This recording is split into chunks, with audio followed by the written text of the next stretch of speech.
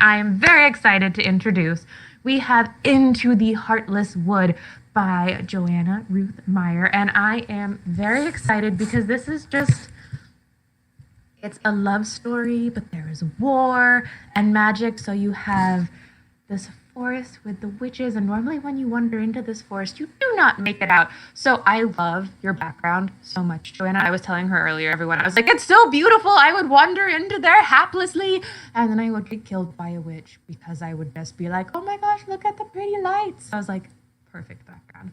But there is one boy or man who wanders into the woods, and instead of getting killed, he actually gets saved, and thus a very beautiful romance begins. But of course, this is a book and there is tension, and we have almost a little bit of a Romeo and Juliet moment where you have them on two opposing sides of a war, and that is all I'm going to tell you. But fantasy, awesomeness, witches, and just chef's kiss to all of the things. And then Isabell, are you back? Can you hear me? Yes. Yes, and we can hear you! Huzzah! They repel technology. And so Isabell's book, everyone, is written in Starlight, and I am excited. It is, yes, please show the cover art for both of your books, but it is the companion novel to Woven in Moonlight, and essentially we have a princess trying to get back her throne, and I feel like that's not a spoiler because it is in the descriptor, but she... But there is, of course, very much an adventure that she has to go on because thrones don't just fall back into your laps. It is never that easy. And I am so excited to let you just hear both of these amazing authors speak. Before I pass it off to them, oh, Tiffany, yay! Woven in Moonlight Love. But before I pass it off to both of these authors, Yield Vanna White's section to the right-hand side, I feel like everyone, it's like a dance at this point, is the general chat. And then below is where if you have a question, you can make sure to ask the authors. Questions are like the best part of events, so make sure you take advantage of that. And then also you may ask me, these books sound awfully amazing because you keep on talking about the magical goodness. How may I acquire said amazing book? If you would like to purchase this book, there is a buy the book button down below, and you'll be supporting authors as well as independent bookstores, which I am slightly biased, but is always an amazing thing to do. And you will even get a signed and personalized bookplate from our authors. And on that tantalizing note, I'm going to pass it off to Isabell and Joanna, and you guys are in for such a treat. I will see you at the end of the event. Goodbye! Yay! Yay! Oh, wait. We're on a roll today, everyone.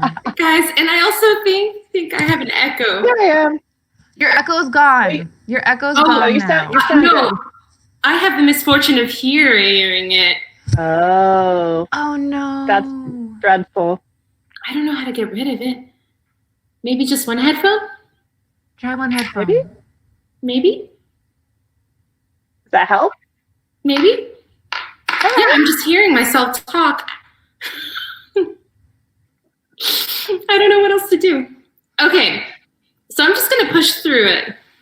And if I sound ridiculous, just lots of grace here. Absolutely, of course. Thanks, Joe. I wanted to start off with a lightning round. Yay! Yeah, this echo is so bad.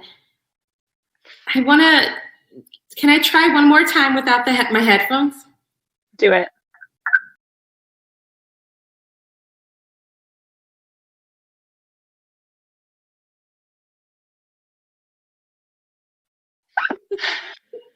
You did all you could.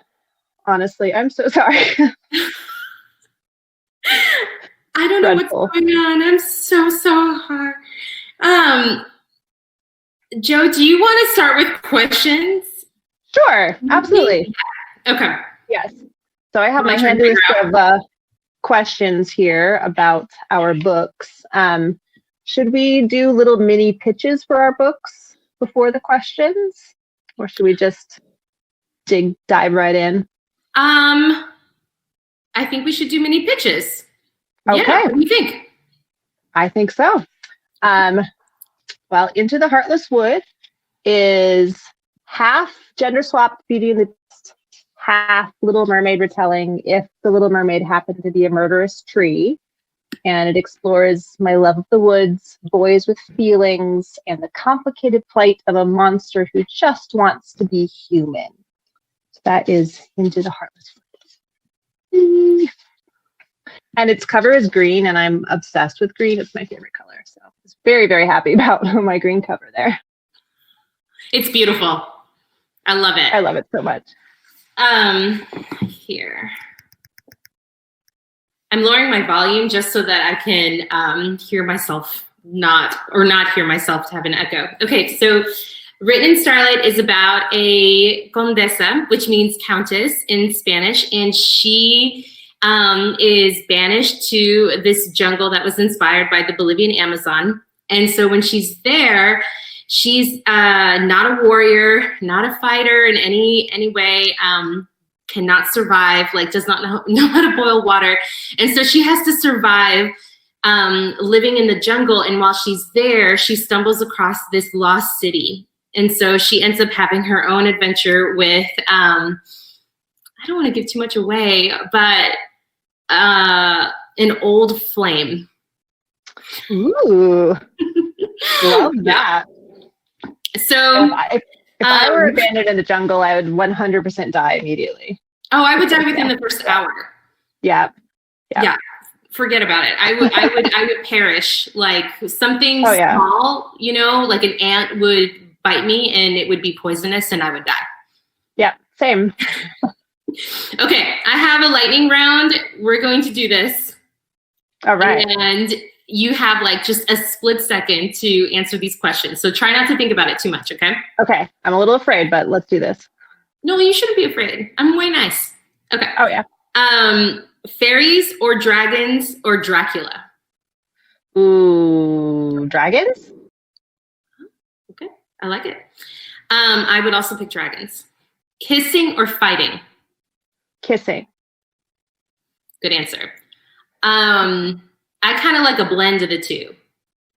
Kissing while fighting would be like the ultimate kind of thing to aim for. I don't know what that would look like, but I'm on board. Yeah. Yeah. Okay. Romance or epic? Epic. I would pick romance. Contempt or fantasy? Fantasy. I also would pick fantasy. Fantasy or historical? Fantasy. Okay. I am going to blend them. I would do historical fantasy. That's like kind of where it's at, honestly. Yeah. Bridgerton or Discovery of Witches? Ooh, I don't know. I'm gonna go Discovery of Witches because I feel like Bridgerton is a little bit too spicy for me. I love it. I would do Discovery of Witches for the magic, but I would, Yeah, that too. I love what they wear in Bridgerton. I just want to try all of it. Yes. It's so true. Yeah. It's so true. Food or friends? That's not a really fair question at all. I'm going to have to pick food. Yeah? Yeah. I would pick food as well. Yeah. You can't really great, but you can't eat them. So, no. I mean, that's, usually discouraged. Favorite trope? I love There's Only One Bed. And I love all tropes. Like I love arranged marriages. Yes, me too. Yes. I love enemies to lovers. Yes. It's my favorite trope, absolutely. And There's Only One Bed. I managed to do that in Written in Starlight. Oh, well done. Yes, that's amazing. Yeah, but it was a hammock, so still counts. That's amazing. Yeah, for sure. Let's see. What imaginary boyfriend would you marry? Book boyfriend. Book boyfriend. Faramir. I'm like an old school Faramir fangirl from way back. Yeah, and he's great. He is great. Book Faramir. Movie Faramir, not as good. Yeah. Okay. I think I would pick Kaz. Six of Crows. Yeah, that's a Yeah. good choice. That's a great choice. Okay, one food for the rest of your life. One food for the rest of my life. Mhm. Can I cheat and say Thai food? No, yeah, that's Okay, fine. Thai food then. Yeah, All right, I would pick Indian. also good choice. So good. Coffee or Mhm. tea? Tea. I have recently become a tea drinker. Tea is I the feel best. like such an adult. Fairy tale or myth?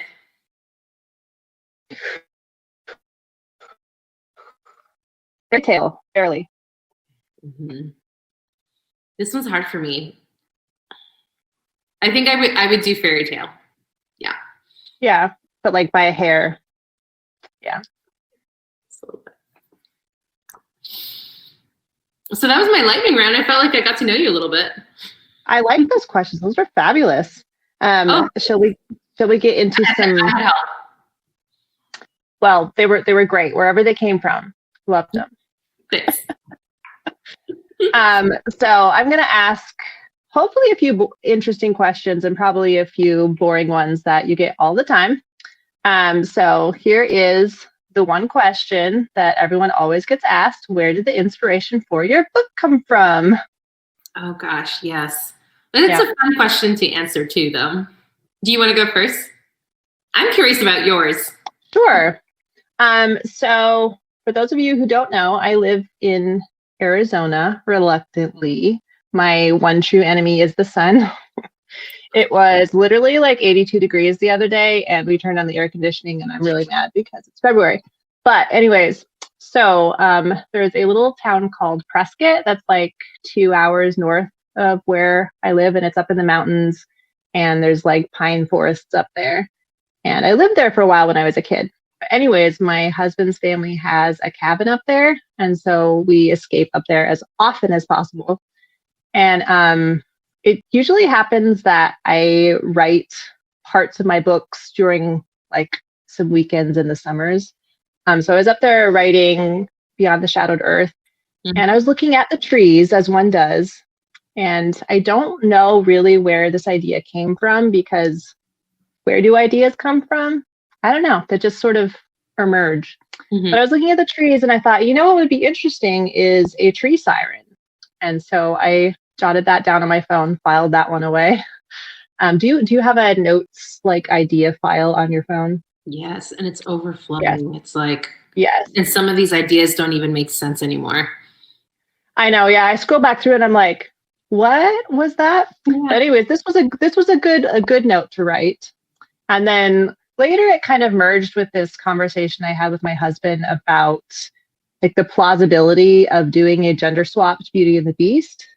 Because in his words, generally speaking, men are very shallow. And so it would take a very special boy to fall in love with a monster. And I was like, I filed that away as well. And then also back up in Prescott, the neighbors across the street from the cabin, they have an observatory. And so it's just this like silver dome, and it was just very inspiring. I'm like, an observatory in the woods and a boy astronomer, and could that be my special boy? And so all of those things kind of merged together. And what is my book called? Into the Heartless Wood. I was about to say Beneath the Haunting Sea. I have like, my titles are too long. You're also very beautiful. Yeah. So that's kind of where it came from. And then like for all that talk about Beauty and the Beast, I feel like it's more of a Little Mermaid sort of retelling than it is Beauty and the Beast. And it's not like a strict retelling, just like inspiration. So that's kind of where it all came from. Well, I'm excited to read it.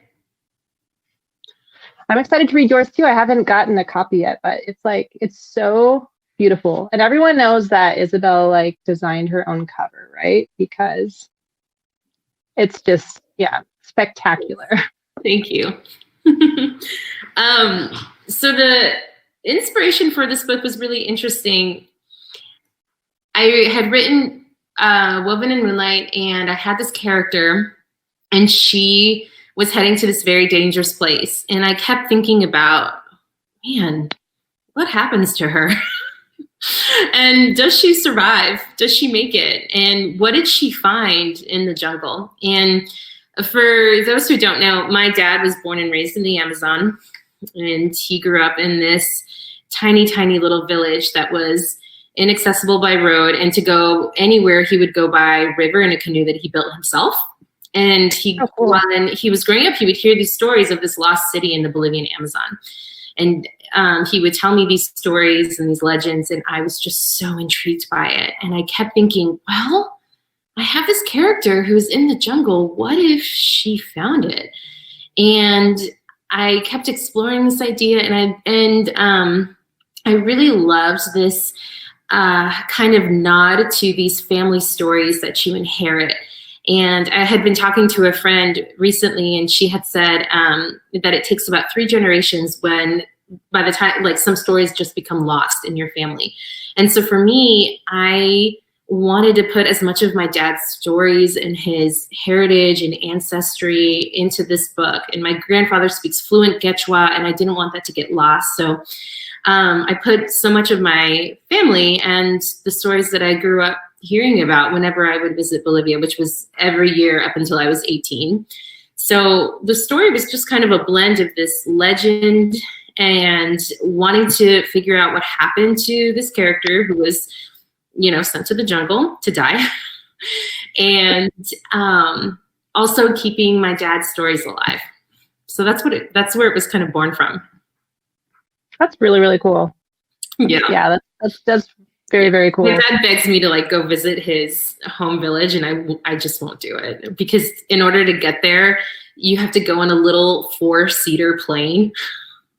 Ooh. No. I feel terrible because I want to see it, I want to see the place that he grew up in. So, yeah.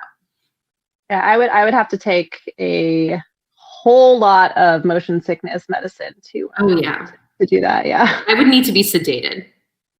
And not told that it was happening. So probably sedated and everything, blindfolded. Yeah. And then I guess your choice is either you stay there forever or you have to get back in the plane with your. Or trek through the Amazon.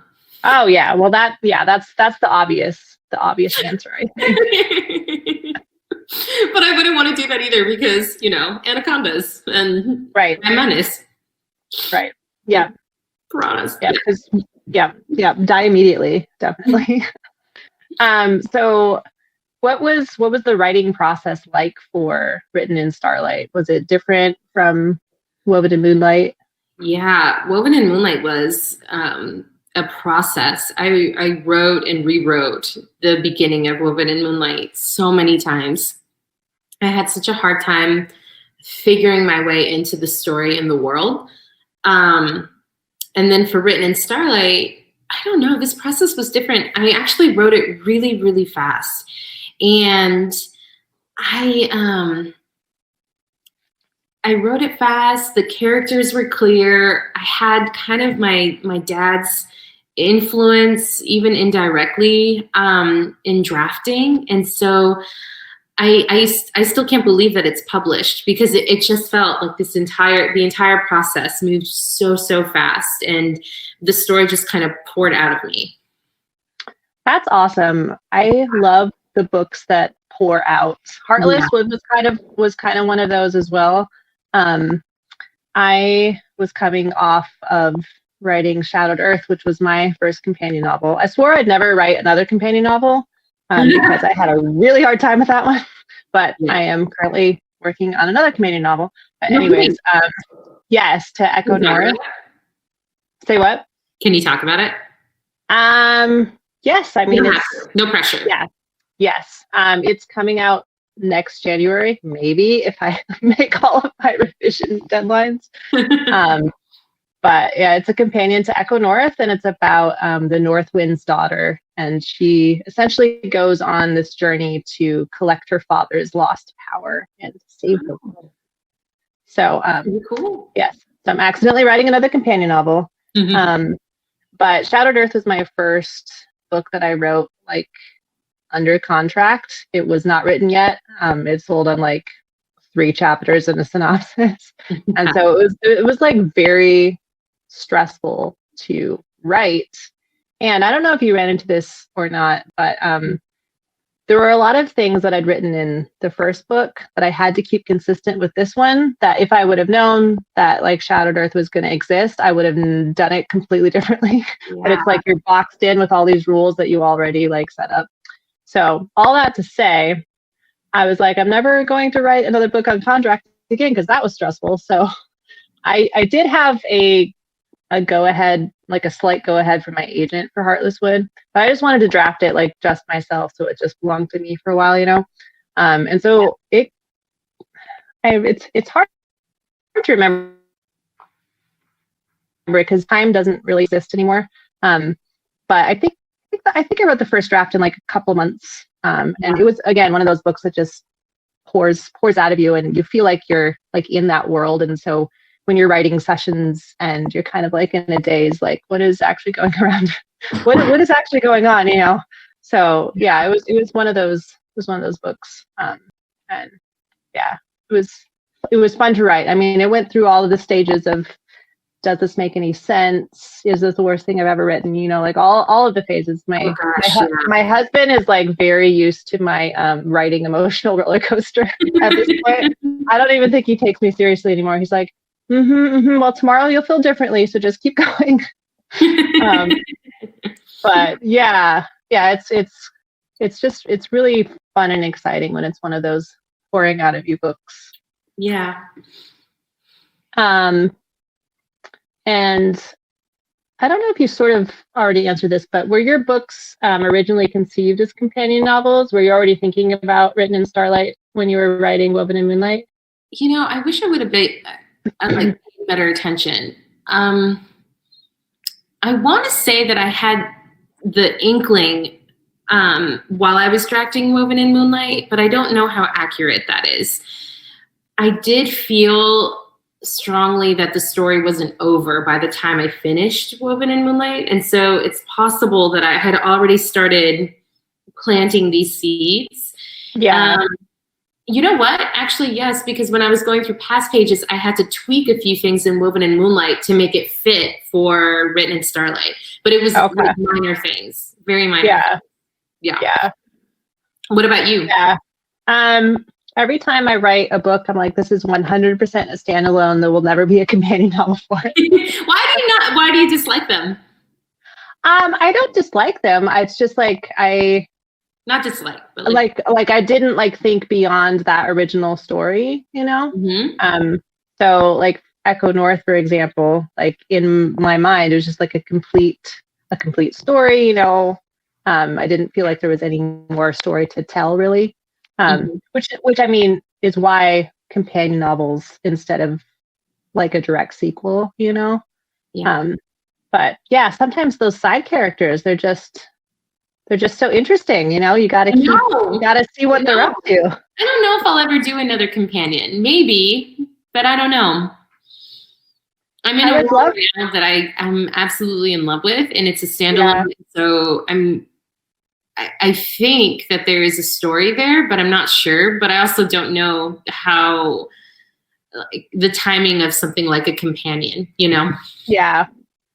I would love to write like a duology or a trilogy or a longer series, but I think I have yet to find an idea that is big enough, I guess. Yeah, to carry. Yeah. Mm-hmm. So, yeah, but I would love to write a big old series one day. Oh gosh. After this next one, my next book is a duology, and I've never attempted it. And so I hope the idea is big enough. So we'll see. I'll let you know. Okay. Yes, you write it and report back. I will. So kind of along those lines, what kind of research did you do when you were writing, and did you learn anything weird or surprising or interesting? I mean, I'm sure you learned interesting things. Like talking to my dad about how he grew up was fascinating. Like I knew kind of the bare bones, but I actually felt kind of like a terrible daughter because I didn't know so much of what he went through and what his life was like. And so even the bed that he slept on,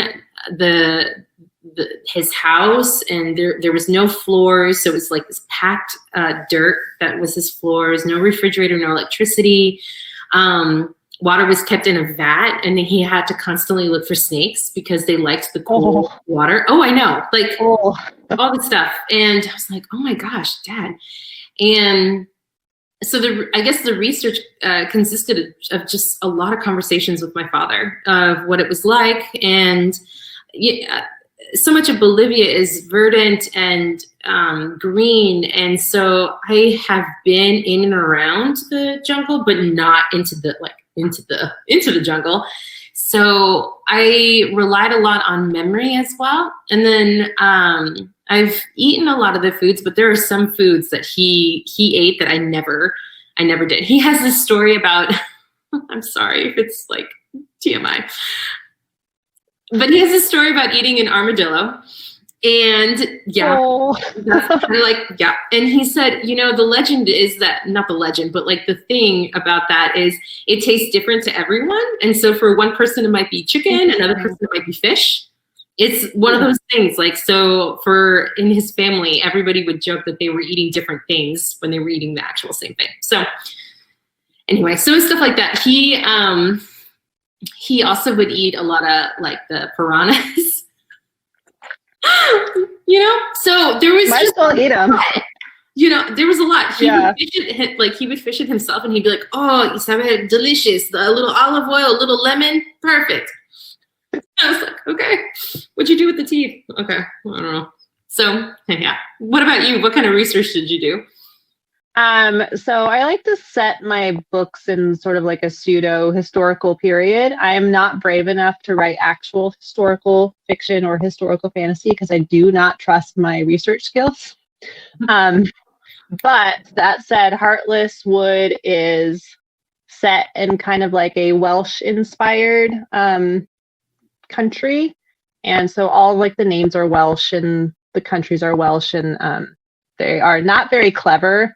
But I picked all the words that like sounded really cool, so like one of the characters' names in Welsh, it literally means enemy.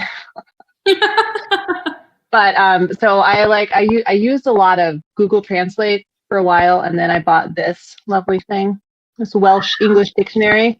And I love the sound of the language. I'm actually learning Welsh on Duolingo right now. And yeah, it's really like fascinating, and I am like a small part Welsh. There's some story in my family history that I might be related to this guy who claimed he was this like kidnapped Welsh king or something like that. I'm always like, ooh, that's interesting. But anyway, so there was that, and then my main male character is an astronomer. And I don't know if you are like this, but when I write my first drafts, I don't do any research. I just get the book out of me and just make crap up like as I'm going. And then second drafts are for, should research that probably. So I got, some astronomy books like The Idiot's Guide to Astronomy. So I could like sort of attempt to like at least use correct terms and stuff. So those were kind of fun to learn. And then I set the time period, it's kind of the latest that any of my books have been set, like 1899 or 1900. And so there's trains. Yes. So there's like trains and telegraph stations. And I watched this whole YouTube video on how a phonograph works. Don't you love YouTube videos for... Yes. I'm really bad with like describing mechanical things, especially if I don't like really understand how it's working. So I did a lot of that. And I love how like little random things like that phonograph video, they like the really early ones, the music was like printed on these wax cylinders, and they would only last for 4 minutes at a time. Because that's like they just didn't have the capacity to play for any longer than that. So I love finding details like that and then putting those details into the book. So there's this scene in the book where the two characters are dancing on like a hill in the forest under the starlight, because I'm a ridiculous romantic like that. And they keep having to start over the phonograph every 4 minutes because the music stops. So that was one of the like the fun details that That's so fun. I discovered. Yeah. Oh, very cool. That's just a side note, if you guys have questions, we'd love to answer them. So if you submit your question in the Ask a Question, we'll get to them or get through as many as we can. I'm going to, let's see, skip down to a couple of maybe the more interesting ones so we can get to the questions. But tell me about your writing habits and routines, or do you have any? Yes. Lately, well, typically it is at the start of a writing session, I will always light a candle. And then whenever I am done for the day, I blow out the candle. I always have chapstick and I always have something to drink. And it's been tea. Again, I'm so obsessive. When I find something that I like, white jeans, tea, whatever, I will keep doing or until I get sick of it. And then I tend to write on my phone a lot. Like Woven in Moonlight, I wrote that. Like 99% of it was written on my phone. So I'm trying to break that habit and trying to use Scrivener. And I've been loving Scrivener. So I love Scrivener so much. Oh my gosh. Yes, Scrivener is fantastic. Yeah. And so Scrivener, the tea, chapstick, and I think like those are kind of my things. The other thing that I've been doing, have you heard of the Forest app? Mm-mm. I think you would like it. You paint trees, don't you? Or you color in trees? I think you would like it.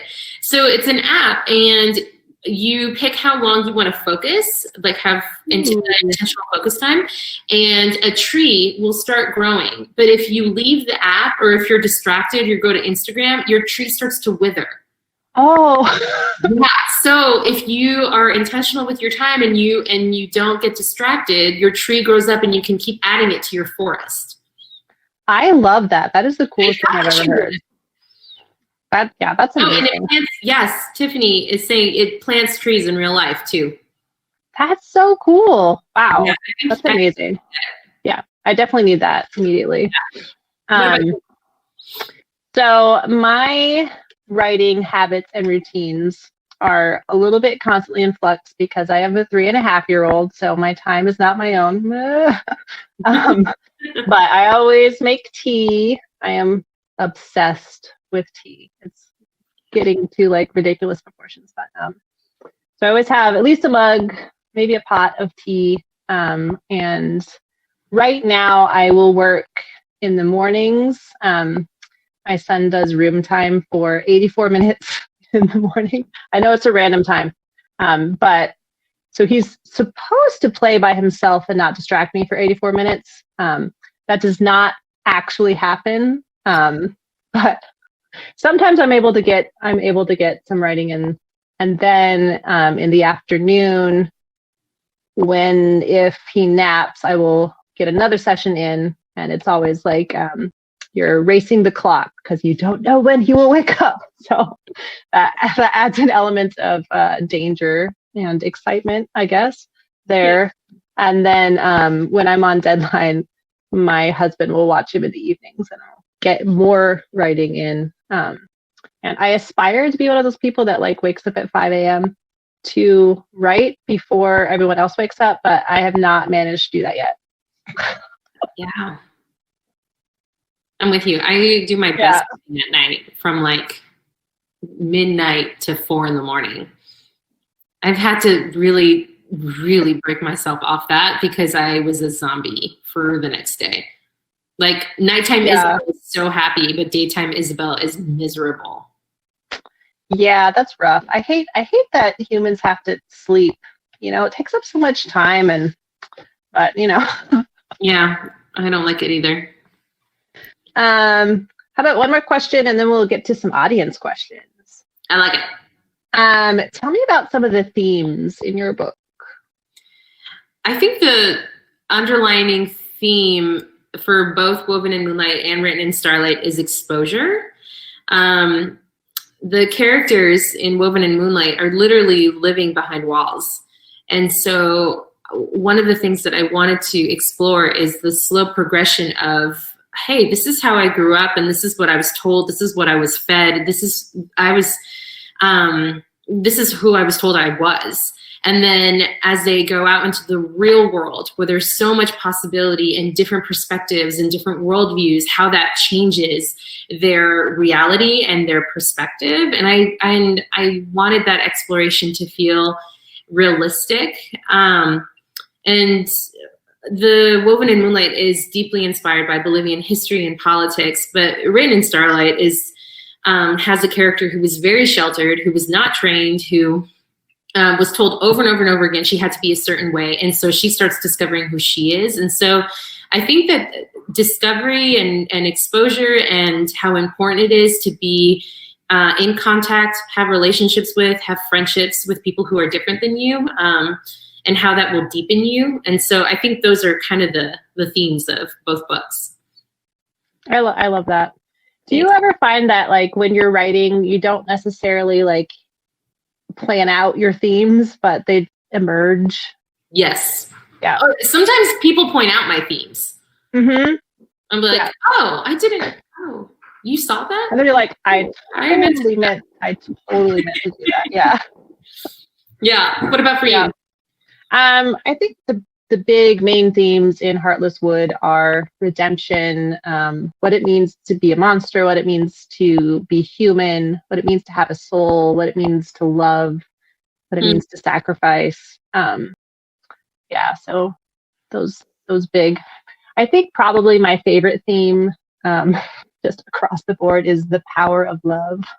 So that's in there too. Fairy tales. That's in there too. But yeah, redemption and what it means to be human and what it means to love, I think, would sum up Heartless.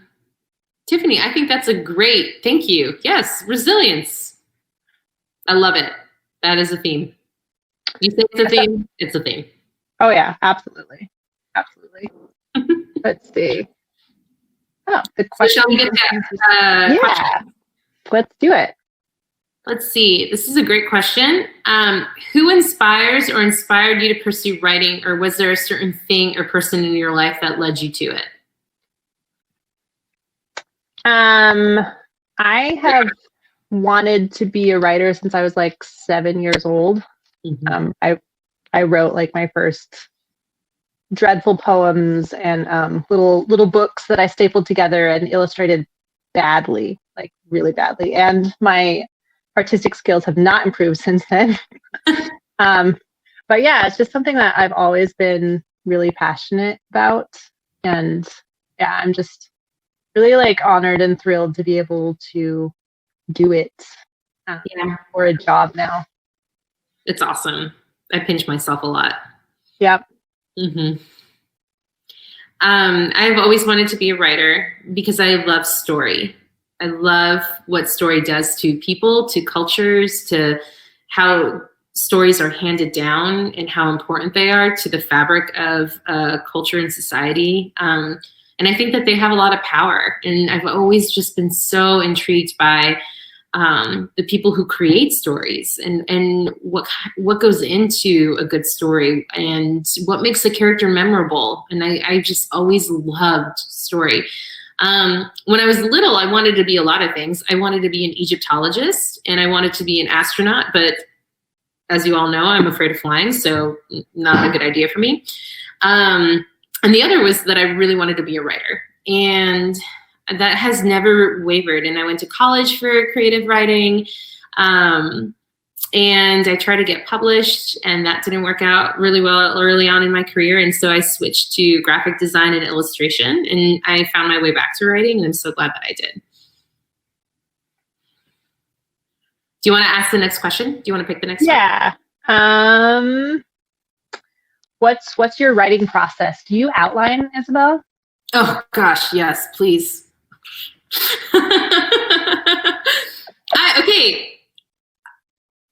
I outline because I absolutely despise the feeling of not knowing where I'm going and wasting time and kind of spinning my wheels and floundering. And I discovered early on the reason why that's happening is because I don't have a map. And so I outline to have just a general scope of the story. I have like guideposts, and then, but while I'm drafting, I still discover plenty. Like I discover the characters' emotional arcs, new characters, scenes that didn't make it into the outline. And so I'm still discovering, but if I get too lost, I have a blueprint. Do you outline? I also outline for a similar but slightly different reason. I am a very like impulsive person. I like to have options. I like to not be locked into things, but I cannot write that way because if I do, I like write myself off on a rabbit trail and I dig myself a deep plot hole and I cannot get out of it. So I write meticulous, detailed scene by scene outlines before I start writing. Okay. But because I am that kind of like impulsive person, I don't like make myself follow them because as you're writing, you find out like, oh, that doesn't actually work. Or here's a new character that you never thought of before. Or while I was writing the first draft of Wind Daughter, I discovered that the boy my main character was supposed to have chemistry with, she did not. And the boy she was not supposed to have chemistry with, she did. So I followed the chemistry because, you know, you got to follow what your story is telling you to do.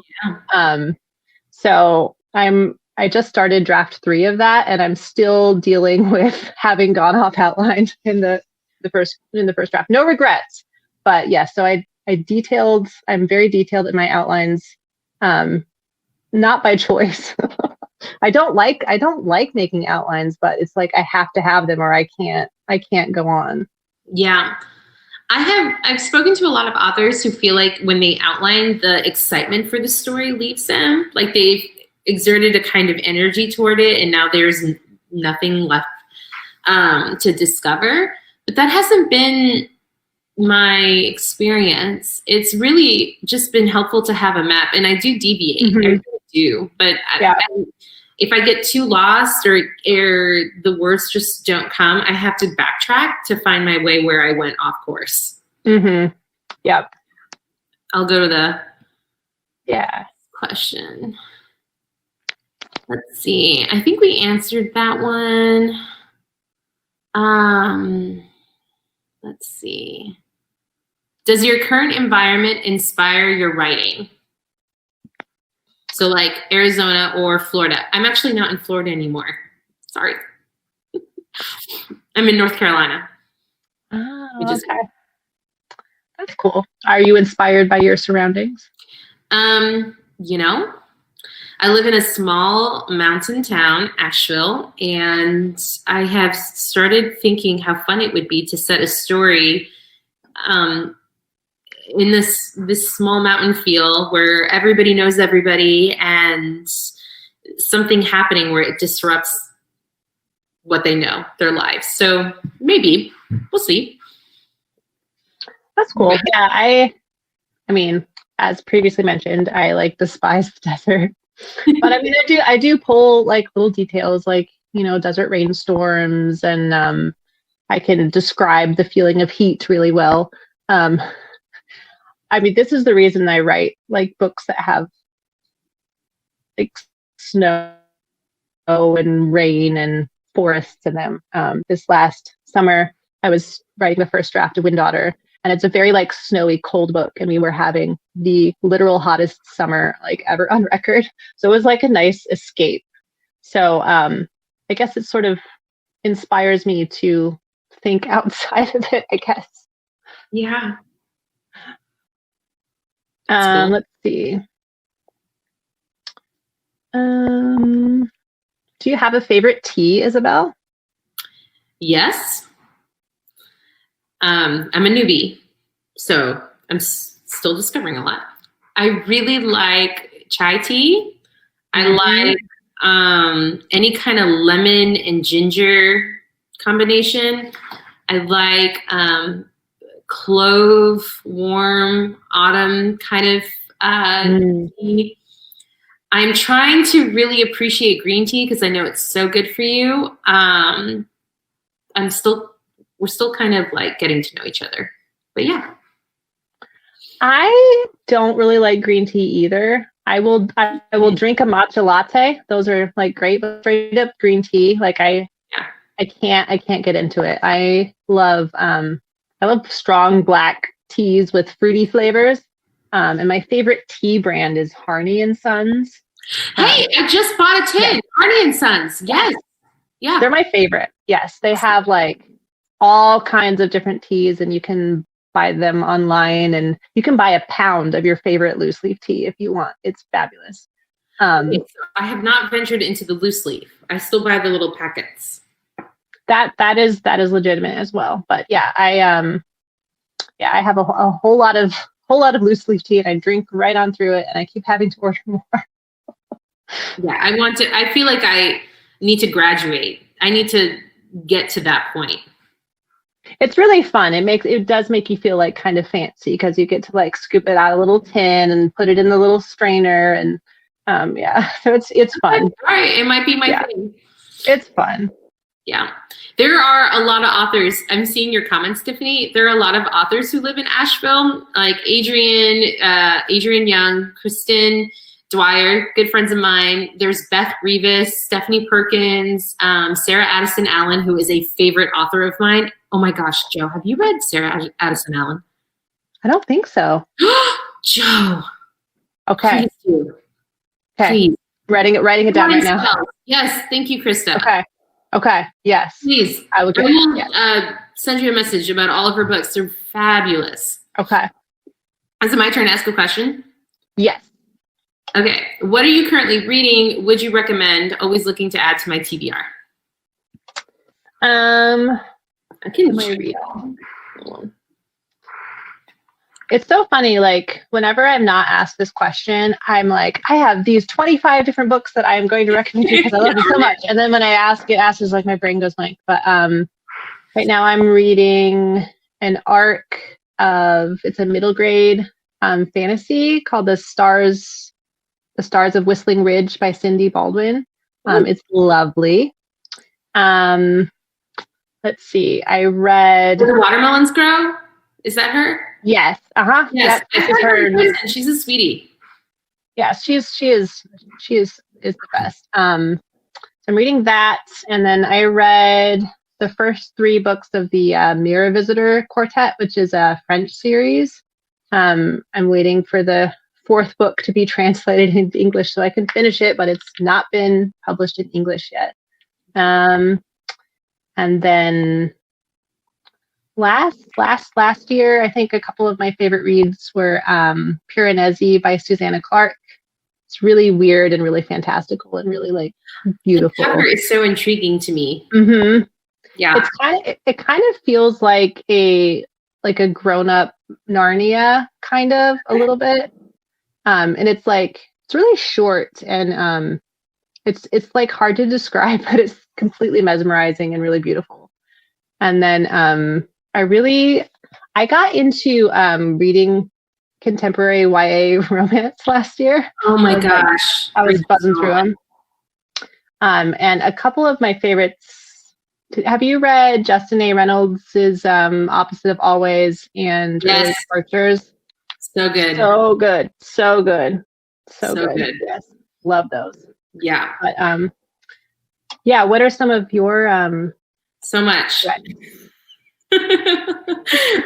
Okay, so this is the book that I'm reading next, With the Fire on High. Ooh. I love the cover, and this author I've had my eye on her, and I'm really wanting to read it. I'm also on my TBR, so, please don't judge me for how long this list is. I have The Inheritance Games, which I heard was really fun. And it's gotten wonderful reviews, and people who have read it have told me that they've loved it. So I really want to try that one. It's kind of like this games, basically, and the main character has to solve these riddles in this old house.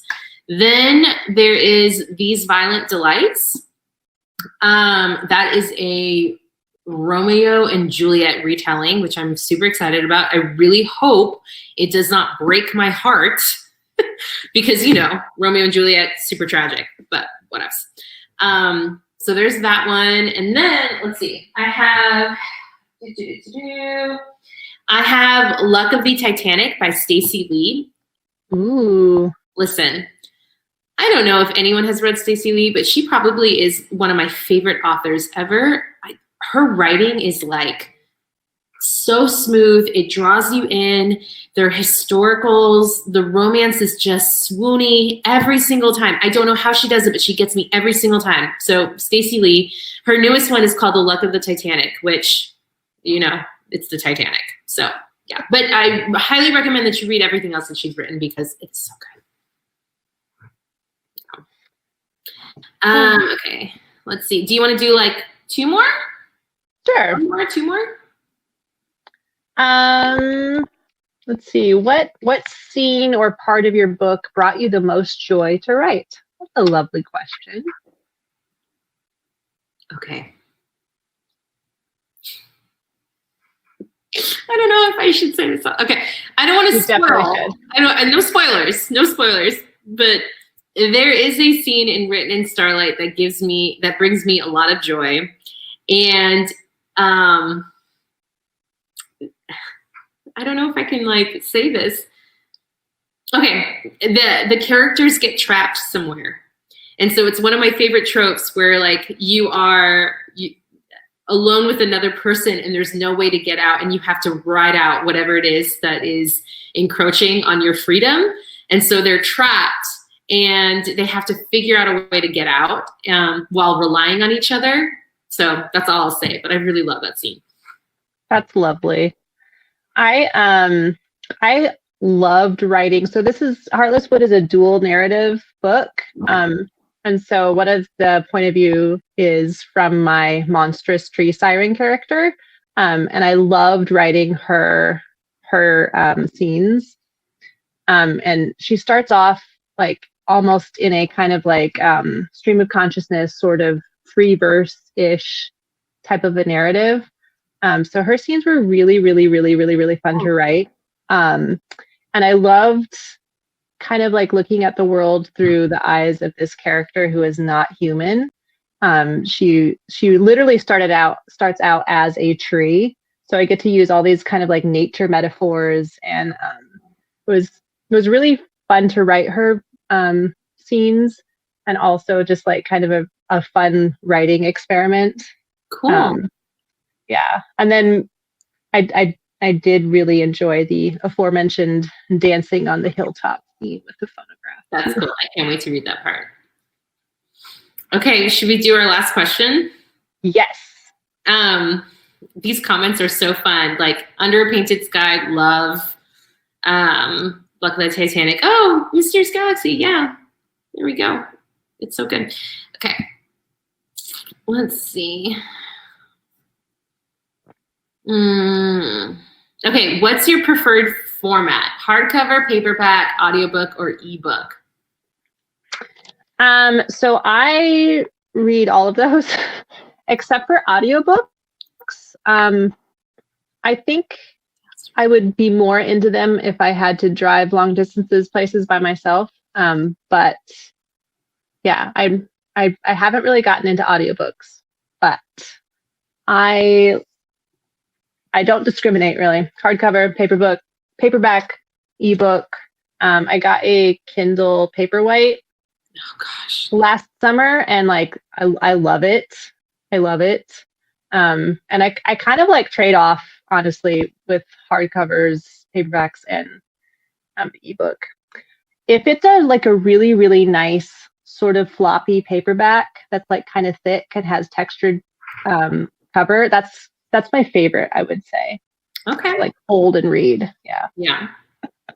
Not that I've thought about this or anything. Let's see. I also got a Kindle maybe 3 years ago, and I'm not gonna lie, there is something about having literally a virtual library where you can get whatever book you want in a second.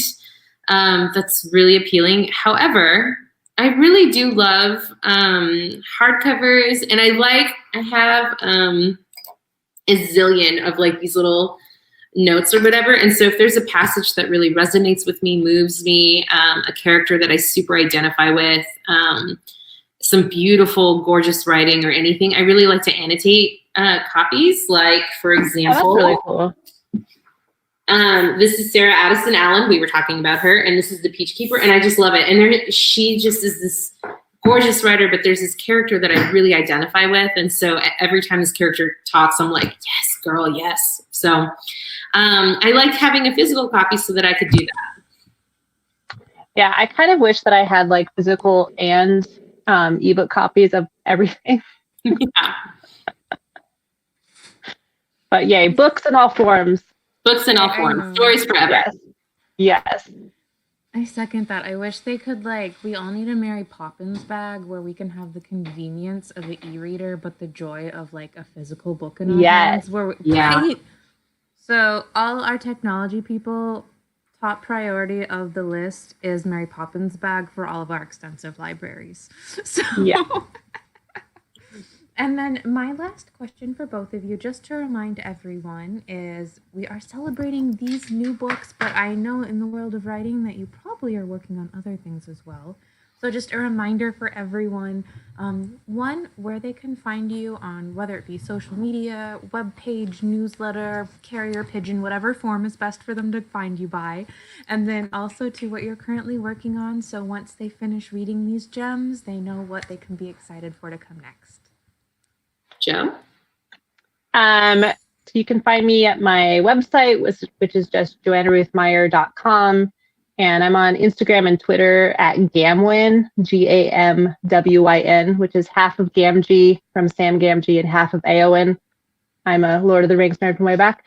And then I talked about it a little bit. I'm working on Wind Daughter, which is a companion novel to Echo North.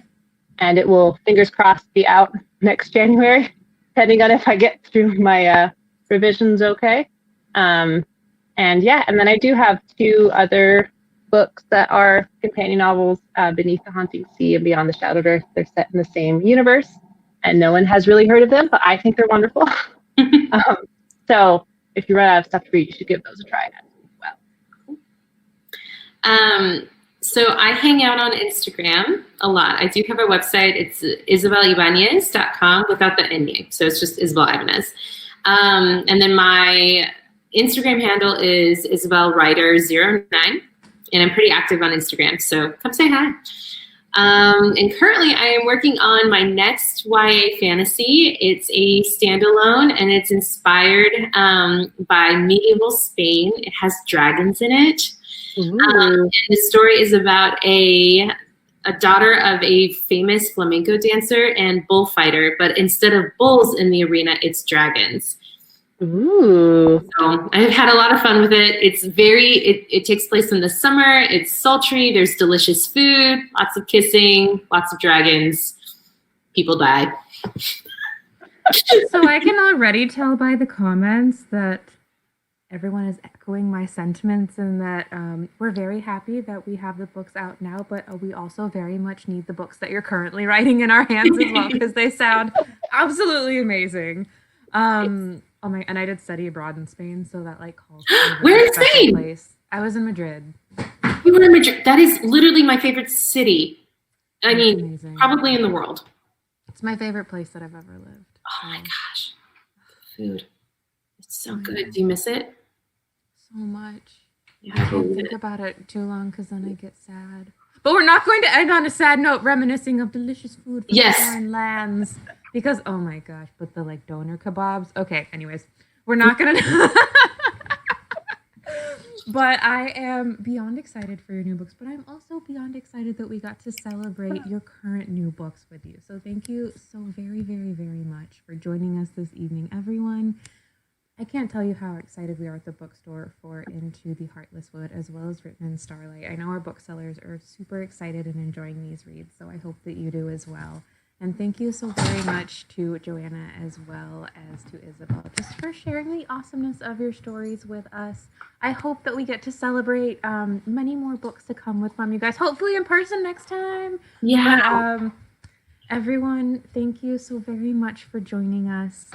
If you would like to purchase these books, make sure you check out the Buy the Books button below, which is a tongue twister to say yes as we do the dance. And we will see you all at our next event. Have a great night, everyone. Have a good night. Thank Isabel. you. Have a good night, Thank you for Joanna. having me. Thank you so much for having Bye. us. Thank you for joining us. Thank you.